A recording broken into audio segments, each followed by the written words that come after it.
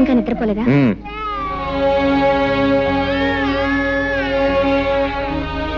నువ్వు భోంచేసావా? నా భోజన సంగతి నీకెందుకు, నువ్వు వెళ్ళి భోంచే. నాకు ఆకలిగా లేదు. నీ ఇష్టం.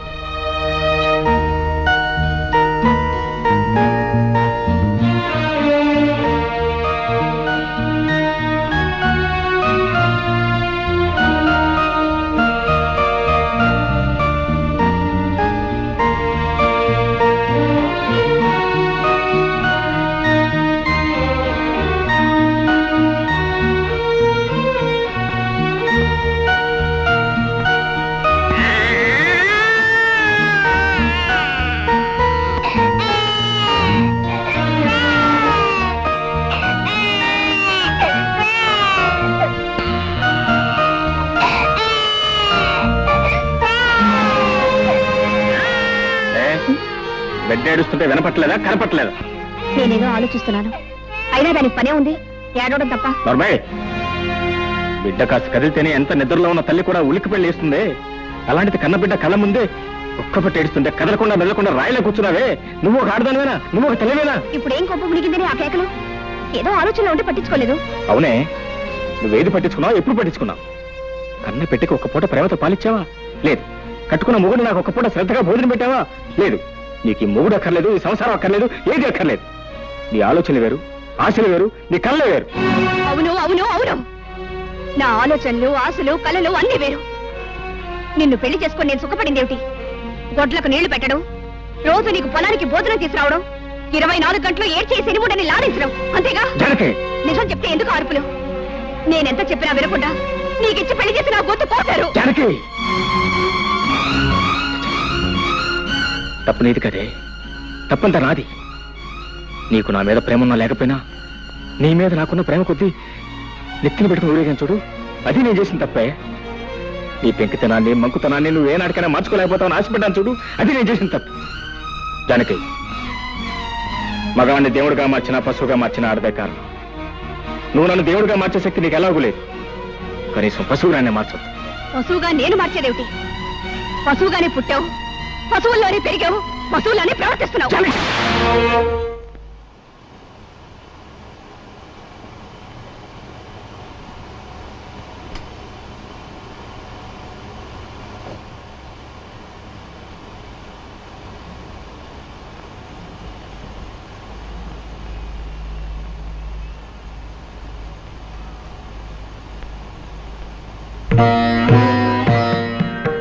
మనసులో ముడిపడకపోయిన తర్వాత నీ మెళ్ళో వేలాడుతున్న పసుపు తాడుకు 3 ముళ్ళున్నా ఒకటే, 30 ముళ్ళున్నా ఒకటే. ఇష్టం లేని కాపురం చేస్తూ నీకు నువ్వు అన్యాయం చేసుకుంటూ నీ భర్తకు కూడా అన్యాయం చేయకు. నీ కోసం అనుక్షణం తప్పిస్తున్న నాకు న్యాయం చేయి. పురాణాలు తిరగేస్తుడు బృహస్పతి భార్య తారేం చేసి భర్త దగ్గర చదువుకోవడానికి వచ్చిన చంద్రుడితో లేచిపోయింది. ఆవిడ్ని పతివ్రత కాదన్నారా ఎవరన్నా? వ్యవసాయం చేసే మొగుడు, ఎప్పుడు ఏడ్చే పిల్ల, ఇదంతా పేడకల్లా మర్చిపోయి అల్లంతో వెళ్ళిపోయింది. నీ కోసం ఊరు బయట గుడి దగ్గర వెయిట్ చేస్తూ ఉంటాను. నువ్వు వస్తే ఇది నాకు శాశ్వతంగా దూరం అవుతావు, రాకపోతే దానికి నేను శాశ్వతంగా సొంతం అయిపోతాను. వెళ్ళు, బాగా ఆలోచించి నిర్ణయించు, బాగా ఆలోచించి నిర్ణయించు, బాగా ఆలోచించి నిర్ణయించు. నా కోసం వచ్చే, నా కోసం వచ్చే, నా కోసం వచ్చే.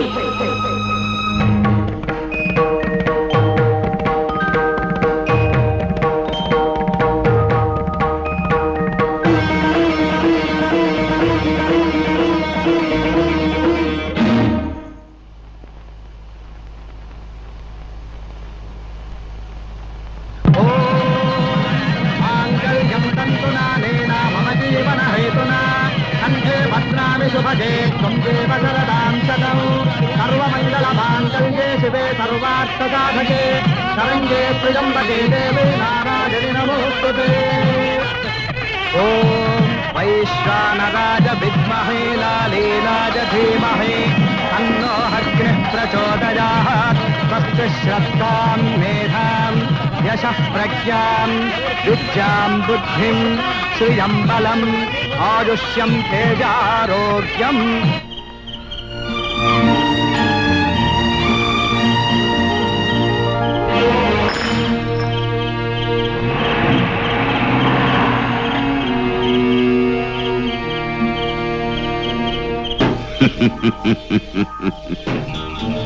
ఒరేయ్ నరసింహం, నీ కూతురు నాకిచ్చి పెళ్లి చేయరా అంటే నా కూతురు జాతిరత్నము, నువ్వు గులకరాయివి, నన్ను హేళన చేస్తావా? అది కూడా నీ జాతిరత్నం ఇంకోటితో లేచిపోతోంది. తెల్లారేసరికి తెలుస్తుంది నీ కూతురు జాతి రత్నమో అసలు జాతి లేని రాయో. సర్వే జన సుఖినో భవంతు, సుఖినో భవంతు.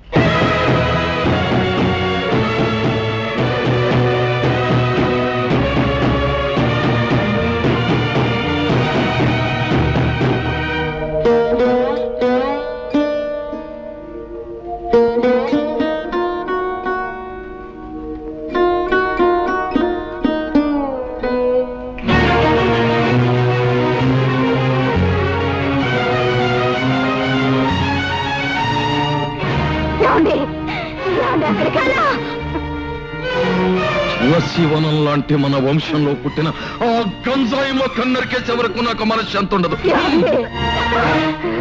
వద్దండి, ఆ గంజాయి మొక్కని కన్నా పాపానికి ముందు నన్ను చంపి తర్వాత దాని ప్రాణం తీయండి. చంపండి, చంపండి.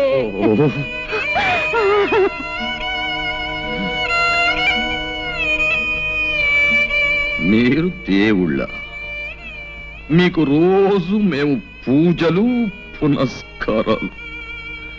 ఆకలితో ఉన్నవాడికి అన్నం పెట్టి, అవసరాల్లో ఉన్న వాళ్ళని ఆదుకుని, కష్టాలలో ఉన్న వాళ్ళ కన్నీళ్లు తుడిస్తే మీరు ప్రసన్నులై మీ చల్లని దీవెనలు నాకు అందజేస్తారనే నమ్మకంతో బ్రతుకుతున్న మనిషిని నేను. నేను ఎప్పుడు ఎవరికి ఏ పాపం చేశానని ఇంత శిక్ష విధించారు? మీరు కరుణామయుల, కష్టాయి వాళ్ళ.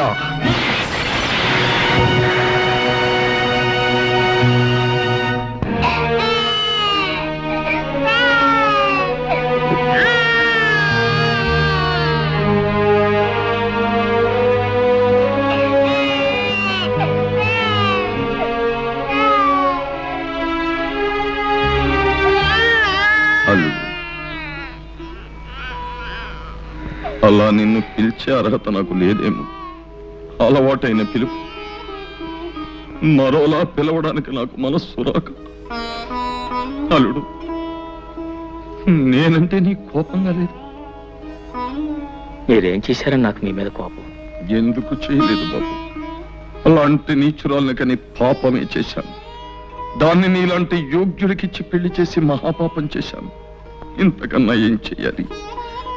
అల్లుడు, ఇవే చేతులతో నీ కాళ్ళు కడిగి కన్యాదానం చేసి ఈవేళ నిన్ను నలుగురిలోనూ నవ్వుల పాలు చేసి నీ జీవితాన్ని నాశనం చేశాను. ఇవే చేతులతో అది ఎక్కడున్నా వెతికి పట్టుకుని ఊరి నడిబొడ్డులో నిలబెట్టి ఒక్క ముక్కలుగా నరికి ఆ రక్తంతో మళ్ళీ నీ కాళ్ళు కడిగి నా పాపాన్ని కడిగేసుకుంటాను. అప్పుడైనా నన్ను క్షమిస్తావా? క్షమిస్తావా అల్లుడు? మావయ్య, మనిషిని చంపినంత మాత్రాన పోయిన పరువు తిరిగి వస్తుందా? జానకిని ముక్కలు చేసినంత మాత్రాన ముక్కలు ముక్కలైపోయిన మన ప్రతిష్ట మళ్ళీ వస్తుందా? మనల్ని కాదని వెళ్ళిపోయిన వాళ్ళ గురించి ఆలోచించటం, ఆవేశపడటం అనవసరం మావయ్య. మనం చేయగలిగింది ఒక్కటే, ఆమెను మర్చిపోవటం.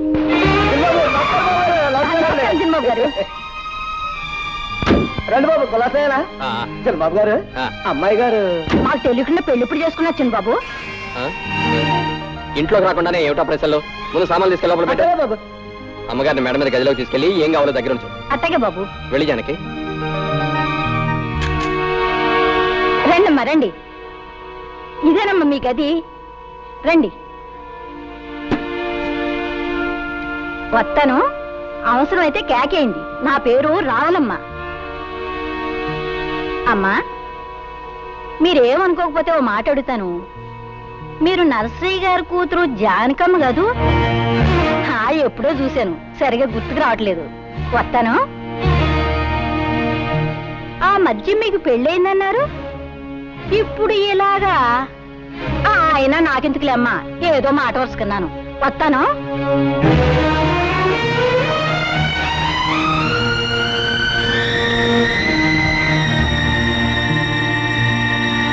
అయితే ఎంతగా అమ్మాయి ఎవరంట? బాగానే ఉంది వరుస. రామాయణం అంతా విని రాముడికి సీత ఏమవుతుందన్నట్టుంది. అది కాదే, నరసింహయ్య గారు పెద్దమ్మాయి అంటున్నా, అరే మేనల్లుడికి ఇచ్చి పెళ్లి చేశారంటున్నా, పిల్ల కూడా పుట్టిందంటున్నా, మరి చిన్నబాబు గారు కూడా వచ్చేయడం ఏంటే? ఎందుకలా వచ్చేసింది? ఎందుకు వచ్చేయడం ఏంటి? పరాయి మగాడితో పెళ్ళైనాడది ఎందుకు వచ్చేస్తుంది? పళ్ళుకో వెక్కి చిన్నబాబు గారితో లేచొచ్చేసింది.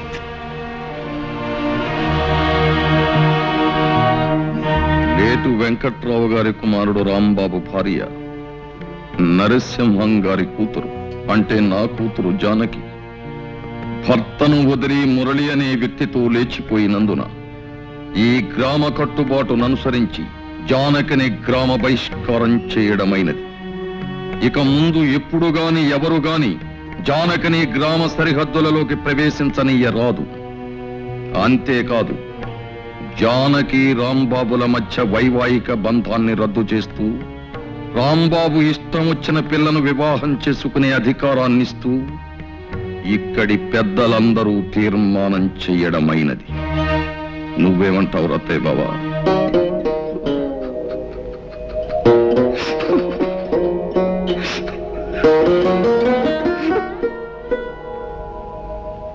గురుగారు, నాకు చిన్న అనుమానం.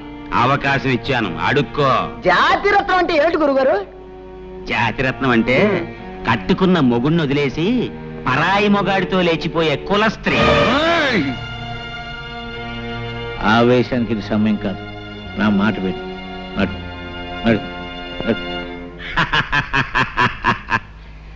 సర్వే జనా సుఖినో భవంతు. జానకి, అటు వెళ్తున్నావు ఎక్కడికి? మన కోసం ప్రత్యేకంగా ఏర్పాటు చేసిన పడగది ఇది కదా? నేను ఈ గదిలో పడుకుంటాను.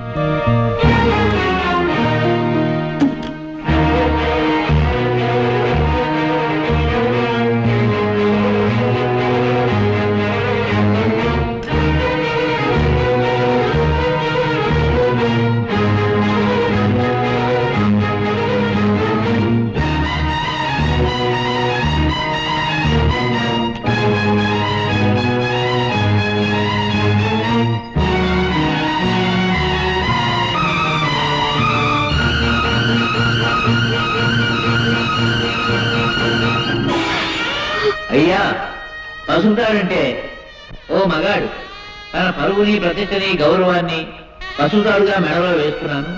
నీ పవిత్రమైన ప్రవర్తనతో నా గౌరవం కాపాడే బాధ్యత నీ మీద పెడుతున్నాను అని.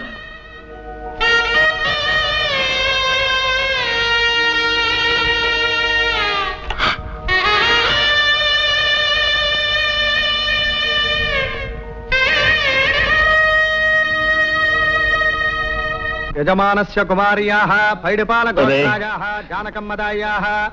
సింహం, ఏమిట్రా ఇదంతా? నీకేమైనా పిచ్చి పట్టిందా? పదరా పోదాం.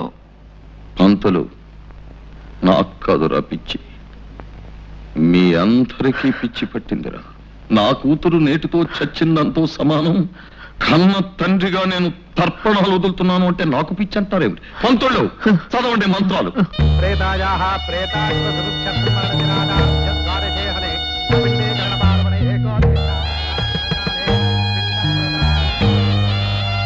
పిండస్యోపరి శిలోదకం నమః. కాయేన వాచా మనసేంద్రియైర్వా బుద్ధ్యాత్మనా వా ప్రకృతే స్వభావాత్ కరోమి యజ్జత్ సకలం పరస్మై శ్రీమన్నారాయణాయేతి సమర్పయామి. సర్వం శ్రీకృష్ణార్పణమస్తు.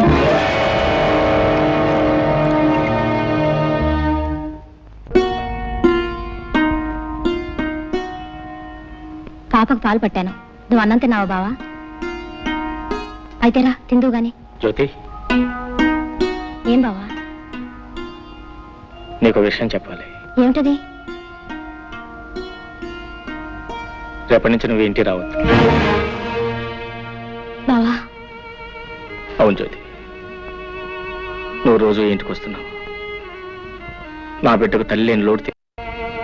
నిజానికి నీకు నేను ఎంతో రుణపడి ఉన్నాను.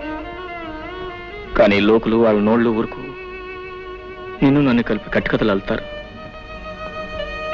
నాకెలాగో తీర నష్టం జరిగిపోయింది. తలెత్తుకోలేక సంఘంలో జీవోత్సవంలా బ్రతుకుతున్నారు. నా వల్ల కానీ నా బిడ్డ వల్ల కానీ నీ బ్రతుకు ఎలాంటి కష్టం కలగకూడదు. నీ భవిష్యత్తుకి ఎలాంటి నష్టం జరగకూడదు, నీ పెళ్లికి ఎలాంటి అంతరాయం కలగకూడదు. అందుకే రేపటి నుంచి నువ్వు ఇంటికి రాకుండా ఉంటే మంచిది అని అర్థం చేసుకో. అమ్మా ఏడుస్తావు, బావన్న దాంట్లో తప్పే ఉంది. నీ మంచి కోరే చెప్పాడు. పాప ఆఫీస్ చేసిన పని వల్ల మనందరం ఏడవలసి వచ్చింది. నేను వెళ్ళకపోతే బావ ఒకడు పాపను ఎలా చూసుకుంటాడు? దానికి ఏ టైంకి ఏం కావాలో అన్ని అమర్చి పెట్టగలరా? నిజమే, కానీ మనం ఏం చేయగలం? పసిబిడ్డ నువ్వు చూసుకోలేవు బాబు, నేను తీసుకెళ్తానంటే నా మాట విన్నాడా? ఇదంతా మన కర్మ.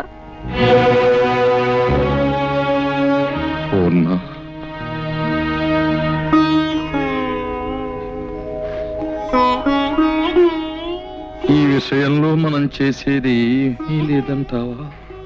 ఏముంది, అది చేసిన పనికి జీవితం అంతా ఏడవడం, మనవరాళ్ళు కూడా ముద్దాడుకోలేని దౌర్భాగ్యానికి కుమిలిపోవడం. ఈ జరిగిన పొరపాటులు కొంత బాధ్యత నాది ఉంది పూర్ణ. మీ బాధ్యత? అవును, అతనికి మన అమ్మాయి తగింది ఎంత మాత్రం కాదు అని నువ్వెన్నిసార్లు చెప్పినానే వినిపించుకోలేదు. పెళ్ళయ్యాక దాని గుణం మార్చుకుంటుంది అని ఆశపడ్డానే కానీ ఇలా మనకందరి గుండెల్లో చిచ్చు రగులుస్తుంది అనుకోలేదు. జరిగిన పొరపాటును దిద్దుకోవాలి. మన అల్లుడికి న్యాయం జరిగిపోయింది, అతనికి న్యాయం చెయ్యాలి. ఎలా, ఏం చేస్తారండి?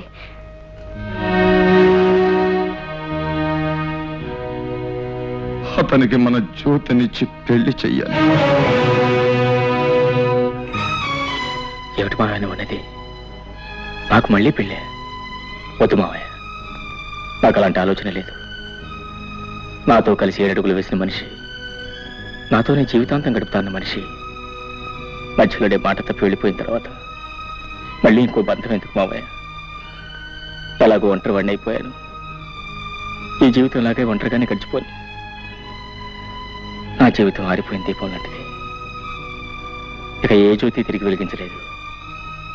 లేదు బాబు, మా జ్యోతి తప్పకుండా నీ జీవితానికి వెలుగునిస్తుంది. వద్దు మావయ్య, జ్యోతికి వేరే ఏదైనా మంచి సంబంధం చూసి పెళ్లి చేయండి. నా మాట వినండి. మా మాట కూడా కాస్త విను పాపు. కన్న పాపానికి మేము, కట్టుకున్న నేరానికి నువ్వు, తోడపుట్టిన దురదృష్టానికి దాని చెల్లెలు అందరం బాధపడుతున్నాం. అది గడప దాటిన క్షణం నుంచి నీ మావయ్య కానీ నేను కానీ కంటి నిండా నిద్రపోయావా, కడుపు నిండా తిండి తిన్నావా? ఒక్కళ్ళ మొహాల్లోనైనా కనీసం చిరునవ్వు కనిపించిందా? ఎవరికీ మనశ్శాంతి లేకుండా ఎంతకాలం ఇలా? అది పెట్టిన చిచ్చు కన్నీళ్లతో ఆరిపోయేది కాదు బాబు. నా మాట విను. నువ్వు మా జ్యోతిని పెళ్లి చేసుకుంటే దీనికో తల్లి దొరుకుతుంది, నాకు మనశ్శాంతి దక్కుతుంది. నువ్వెవరివో ఎక్కడ వాడివో అయితే ఇలా అడగడానికి నాకు నోరు వచ్చేదే కాదు. కానీ మేనల్లుడుగా రక్త సంబంధం ఉన్న మనిషిగా అడుగుతున్నా. కాదను. మావయ్య, నువ్వు చిన్నవాడివి, ప్రార్థించకూడదు.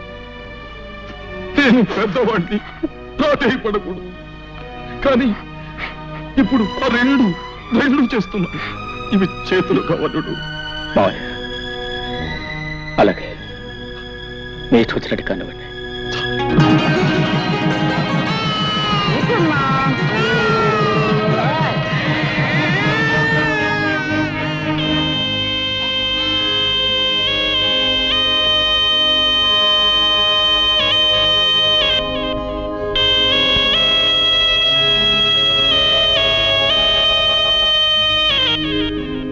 అమ్మా జానకి,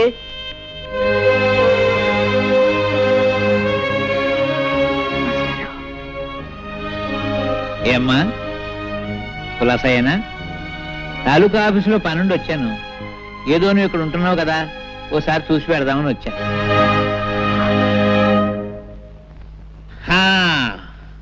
అబ్బో, ఇల్లు చాలా బాగుందమ్మా, చాలా పెద్ద ఇల్లు. ఈ సోఫాలు, కుర్చీలు, టేబుల్స్, లైట్స్, చాలా ఖరీదుంటాయనుకుంటాను. చాలా సంతోషం తల్లి. మీ నాన్న ఏడుస్తూ అన్నాడు, ఒరే పంతులు, పెద్దది ఎలా చేసింది ఏంట్రా అన్నాడు. నేనన్నాను, ఊరుకోరా పిచ్చోడా, అదేం తెలివి తక్కువది కాదు, ఏదో గొప్పతనం లేదే ఇంత పని చేస్తుందా అని నేనన్నాను. నేనన్నది కరెక్టేనమ్మో, లేకపోతే ఆ పేదరాంబాబు నీకు ఇవన్నీ ఎక్కడ తెచ్చిపెట్టగలడు? అమ్మా అతను అదే ఇంతకీ అతను ఏమన్నా జానకమ్మ తల్లి, భర్త అనడానికి కుదరదు, ఎందుకంటే అతను నీ మెళ్ళలో తాళి కట్టలేదు కనుక. పోనీ నేను అతని భార్య అందామా, అది కుదరదు. ఏమనాలబ్బా, ఏమిటో ఏమనాలు యథోపరికి తోచావడం లేదు. పాఠాలంటే చెప్తాను గాని భాష గురించి అంతగా తెలియదమ్మా. పోనీ ఏమనాలో నువ్వు, అదేమిటమ్మా, అదేమిటి ఎడుతున్నావా? Silence silence silence.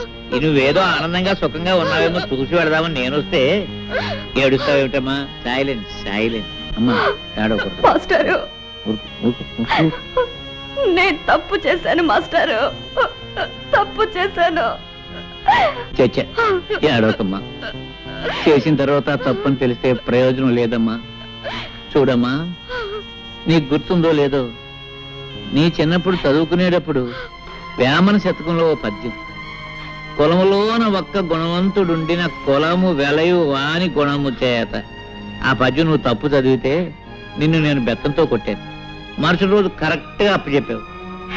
కానీ నీవు ఇప్పుడు పెద్దదానివి, బెత్తంతో మందలించవలసిన వయసు కాదు నీది, సరిదిద్దడానికి వీలున్న తప్పు కాదు నువ్వు చేసింది.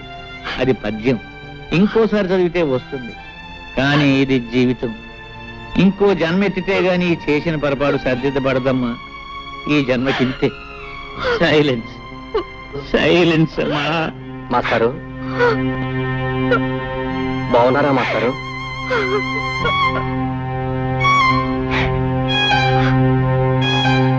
ఎవరు? మురళీ బాబా, చాలా కాలం అయిందా నిన్ను చూసి.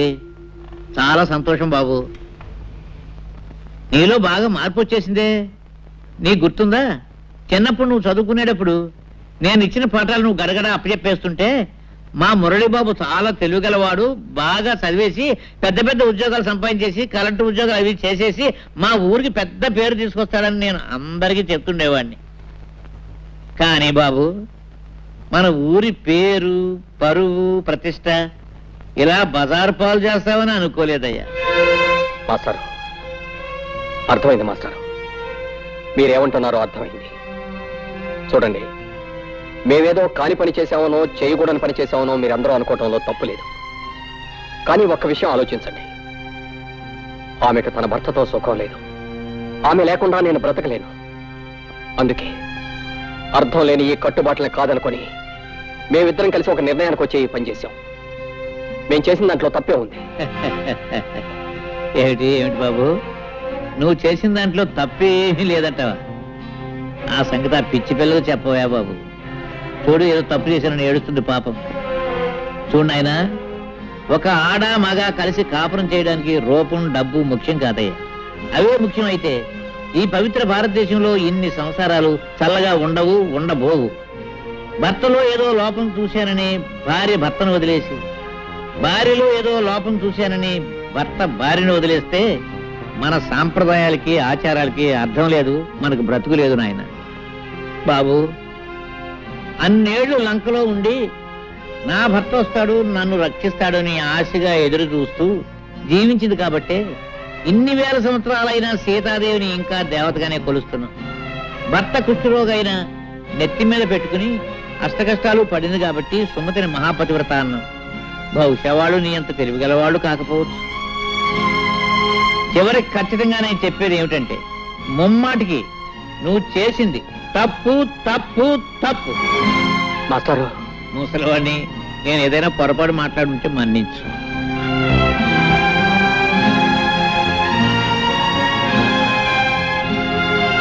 వస్తానమ్మా. మాస్టారు, నేను మీ కూడా వచ్చేస్తాను. నన్ను మీతో పాటు తీసుకెళ్ళండి మాస్టారు, తీసుకెళ్ళండి.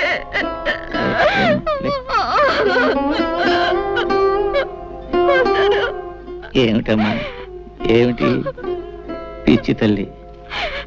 వస్తావా? ఎక్కడికి వస్తావు? ఎవరి దగ్గరికి వస్తావమ్మా? నా కూతురు చచ్చిపోయిందని తర్పణం వదిలేసిన మీ నాన్న ఇంటికి వస్తావా? తప్పు చేసిన నిన్ను మళ్ళీ ఎప్పుడూ ఆ ఊళ్ళో అడుగు పెట్టకూడదని వెలేసిన ఆ ఊరికి వస్తావా? పోనీ రాంబాబు ఇంటికి తీసుకెళ్దామంటే నిన్న రాత్రి నీ చెల్లెలతో అతనికి పెళ్లి జరిగిపోయింది. అంతేనమ్మా, అంతే. ఒకసారి గడప దాటిన ఏ ఆడదాని బ్రతుకైనా జీవితాంతో సైలెన్సేనమ్మా, సైలెన్సే, సైలెన్సే.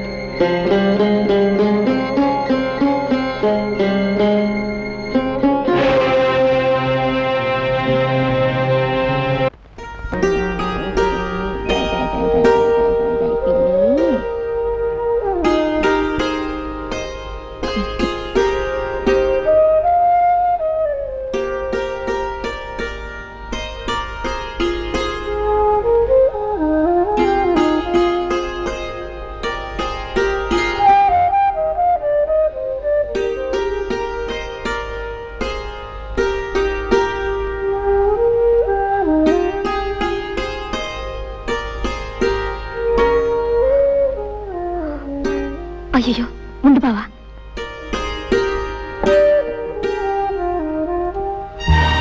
ఈ గదిలో ఒక్కగానే ఉంది, ఒక ఫ్యాన్ కొనుక్కోవచ్చుగా.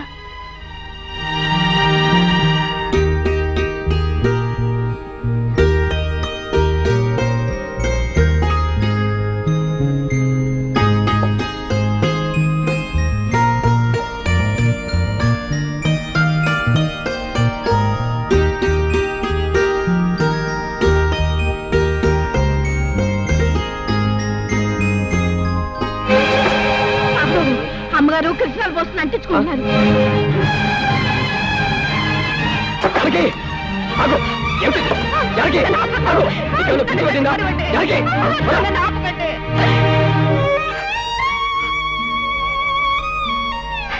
అయిన వాళ్ళందరినీ కాదనుకొని నాతో వచ్చింది చచ్చిపోవటానికి. ఆ జానకి కాదు, కానీ గడప దాటినాడే నేను చచ్చిన దాంతో సమానమని తెలుసుకోలేకపోయాను. అసలు అసలు తప్పంతా నాది చిన్నబాబు. జరిగింది తప్పే అయితే అందులో ఇద్దరికీ సమానమైన బాధ్యత ఉంది. నాతో రమ్మనమని అడగటం నా తప్పైతే రావటం నీ తప్పు.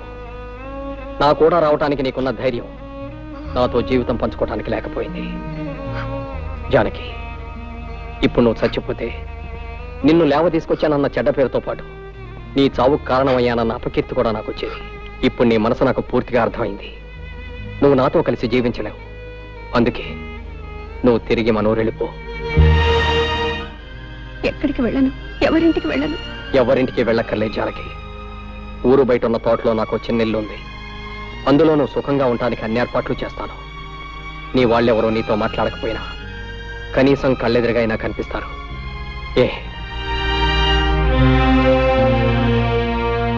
అయితే ప్రొద్దుటే ప్రయాణానికి సిద్ధంగా ఉండు. ఈ రాత్రికి అన్ని ఏర్పాట్లు చేస్తాను.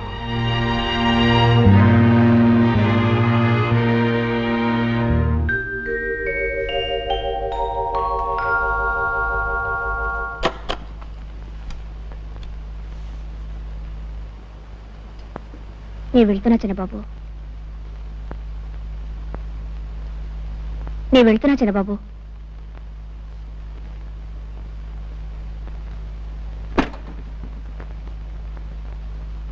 చిన్నబాబు, చిన్నబాబు,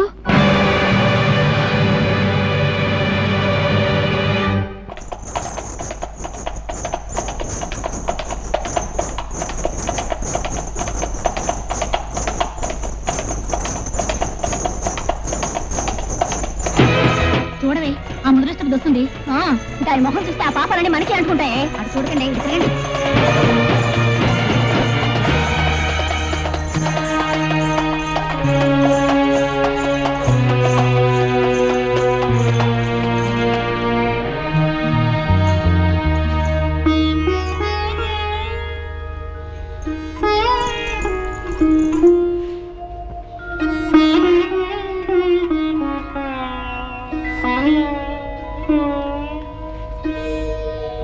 ఆవిడ గారు వచ్చిందట తెలిసిందా?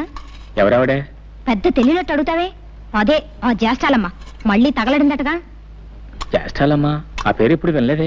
ఇదిగో ఇలాంటి సమాధానాలు చెప్తే నాకు ఒళ్ళు మండుకొస్తుంది. చిచి, మళ్ళీ ఊరు రావడానికి మనసు ఎలా ఒప్పిందో.